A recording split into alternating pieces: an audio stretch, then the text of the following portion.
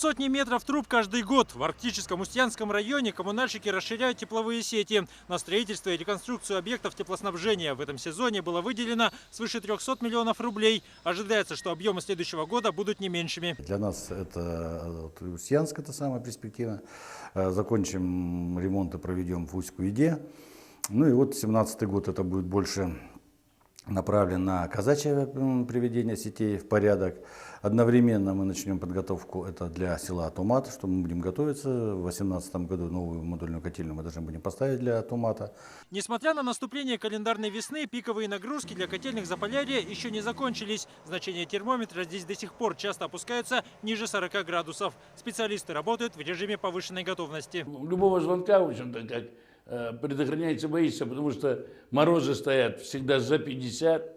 И, конечно, тревожно. Мы стараемся подготовиться по максимуму, чтобы избежать потерь каких-то самых таких, только непредвиденные форс-мажоры могут быть. Подготовка к зиме в Арктике – настоящее испытание на прочность. Между отопительными сезонами перерыв всего 2 месяца. За короткое лето необходимо успеть провести ремонт оборудования и приступить к строительству новых объектов. Эксперты уверены, проводимые работы позволят повысить качество услуг и сократить расходы. На сегодняшний день в депутатском геокалории 10 с лишним тысяч рублей.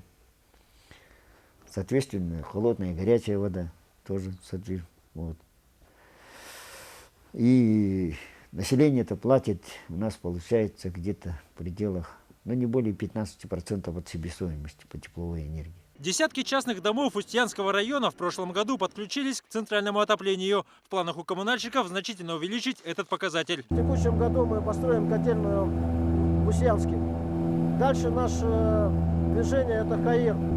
Скорее всего мы придем и в Уяндино, потому что там вообще нету котельной, и там, конечно, на печном все. Вопросы эти надо решать. Стратегию для себя мы понимаем. Пока не закрылись автозимники, продолжается завоз топлива и строительных материалов для новых теплообъектов в Арктике. Ожидается, что уже в ближайшие годы котельные охватят все местные поселки. Еще не закончился один отопительный сезон, а коммунальщики уже доставляют в Арктику топливо для следующего. До закрытия автозимников необходимо доставить десятки тысяч тонн топлива, чтобы без перебоев обеспечить теплом жителей самых отдаленных поселков Якутии. Дмитрий Макаров, Владимир Рымаков, Александр Князев. Вести. Устьянский район.